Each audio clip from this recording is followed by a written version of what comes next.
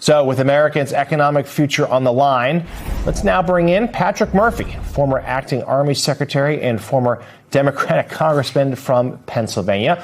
Also, Bharat Ramamurthy is the author of The Bully Pulpit on Substack and former deputy director of the White House National Economic Council under President Biden. So thank you both, gentlemen, for joining us this morning. Patrick, I'll start with you.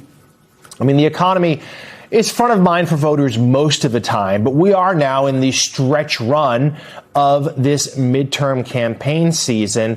We just fact-checked the president's claims. We can also put up any number of polls that show that Americans simply do not approve of how Trump is handling the economy.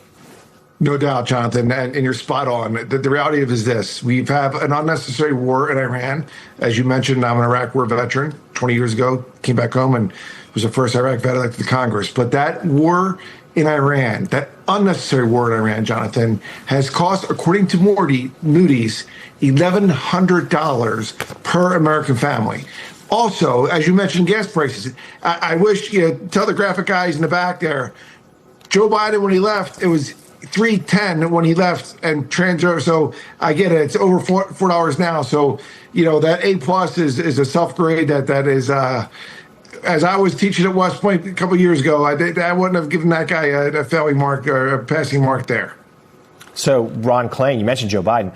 Ron Klain was President Biden's first chief of staff. And I remember him telling me during the Biden administration, Klain said the first thing he would do every morning, sometimes even before checking to see if the president was trying to reach him, was check the price of gas. And Bharat, that's because it has such psychological importance, right?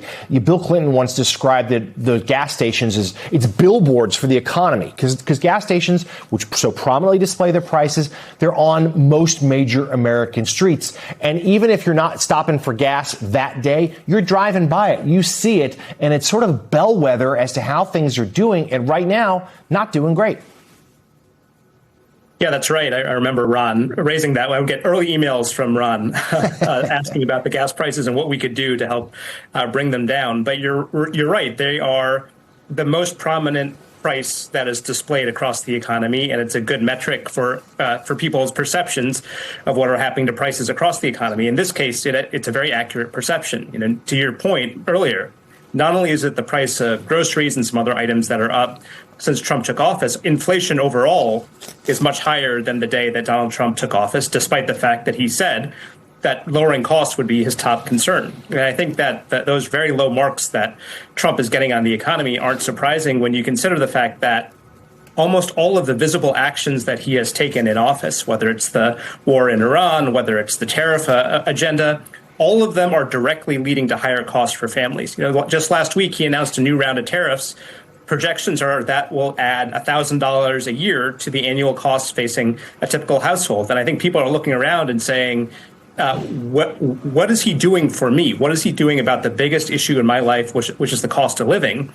And I think people are saying, I wish the guy would focus a little bit more on my costs rather than his ballroom and his IRS fund and all these other personal things that, to me at least, seem clearly much more top of mind for him than trying to deliver lower costs for Americans. Yeah, the president seems out of touch to many voters, and he continues to try to blame the previous administration, to try to blame President Biden and his policies. But you're certainly right. It's decisions he has made on the Iran war and indeed the tariffs that has contributed to these higher costs for so many Americans. So, and a lot of voters are indeed holding him responsible. We talked to some of those in Nevada, where the president is today. Here's what they had to say about how they feel the economy's doing. Yeah, he needs to tell the truth. That's what he needs to do. He gets up there with all these promises and these lies. The promises ain't for us. He wants us to vote for him. Well, you got to do something. Make it right. And you got to decide whether you're going to pay the rent or feed your family. It's getting tough out there for everyone. Everything's more expensive now that he's been in office for a couple of years. It's really driven the price of everything up with his crazy tariffs and his crazy policies. I'm curious if you could give him a letter grade overall handling of the economy. F. If I could go lower than F, I would. So Jason Johnson joins us now. He's professor of politics and journalism at Morgan State University, as well as an MS Now political contributor and host of the podcast, A Word with Jason Johnson. Jason, you just heard those voters there in Nevada offering a very different assessment of the president's economy. He gave himself an A+ grade. That last guy said an F, and he wished he could have lower. Look, as a college professor, I don't know what goes lower than F, but I think this is why we summoned you for this. We brought in. Yeah, this is really bad. And if you look at a state like Nevada in particular, there's some key things here that explain why no one believes what the president is saying. The people in America who have the longest average commutes are Latino men 30 and under, right? They're the ones spending money on gas. They're the ones who have to commute the furthest. They're the ones who are working in businesses like construction and sometimes even data entry and service industries. They are also one of the biggest swing groups that move towards Trump in 2024. They're getting hit the worst. In a state like Nevada, where it's like, hey, I got to drive here. I'm working at this casino. I'm working at this construction site. That is why they're angry. That's why they're likely to flip this particular year. So no one believes the president on gas, let alone the other issues that he's trying to convince people of. So, Rod, is there a tale the president could offer here? Is there a success story? He loves to point to the stock market as a sign of the economic health of the nation. We all know, of course, that's not the case for Americans. And to my mind, that only reinforces how stratified this economy is right now, where, yes, those at the top doing great. Those that could be in the stock market, for the most part, doing pretty well. But a lot of Americans feel left behind.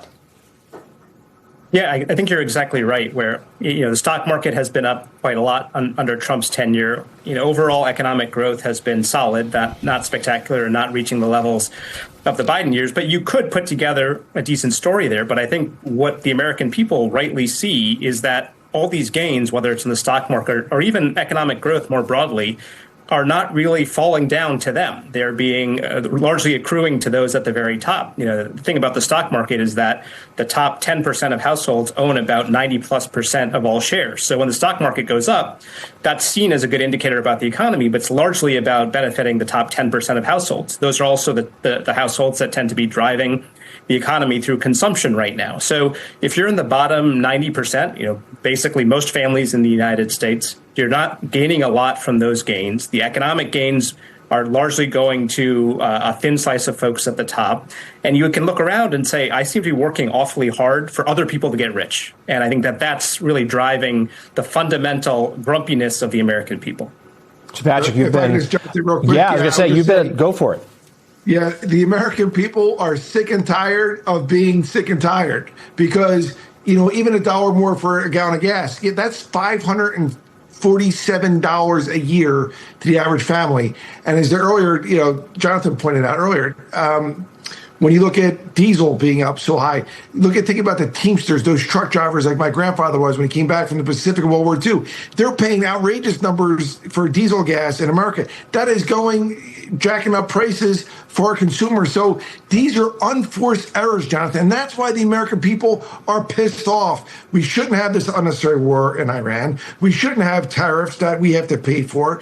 And we shouldn't have spending on ballrooms in Washington and helipads, et cetera, when we need to get the brass tacks, get people back to work, and bring costs down for every American. So that sort of economic anger, Jason, I think is what a lot of Democrats are trying to channel right now for this November. And that could be someone who's perhaps considered more progressive, like we saw the winner in Michigan this morning. But frankly, that applies for moderate Democrats, too, just sort of saying, like, look, we've been left behind. Right.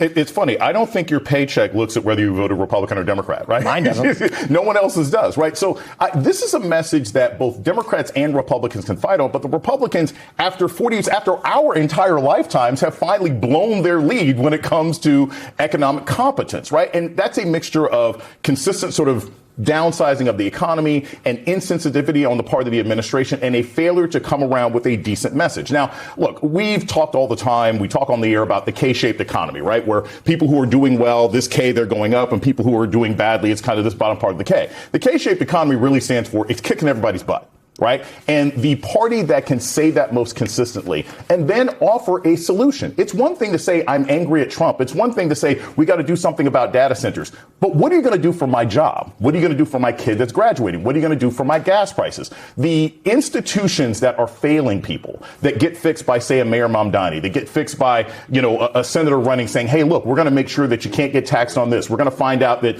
these sorts of fees and penalties need to be taken away from. That's what matters to people, because they can see that in dollars and cents in their regular lives. Patrick, back to you for a second.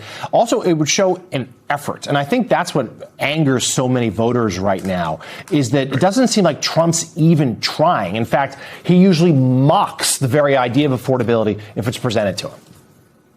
Well, one day he says affordability is a made-up issue, and then the next day he said he's trying to solve it, but he's really not trying to solve it, at least not effectively, because of these tax policies. Of course, when we talk about the big, beautiful bill, the fact that, it's going to add another $3.4 trillion to our national debt, that, frankly, Jonathan, my kids are going to pay for it, right? And it's immoral when we're already $38 trillion in debt. That, in fact, every year we spend $1 trillion just to pay the interest off on our American debt. I mean, it is crazy. And you can't fool the American people. They see it with their own eyes and ears. They see what the gas prices are. They see what's going on in Washington, D.C., and they see people not genuinely caring in an authentic way of how, as Jason just eloquently said, finding solutions.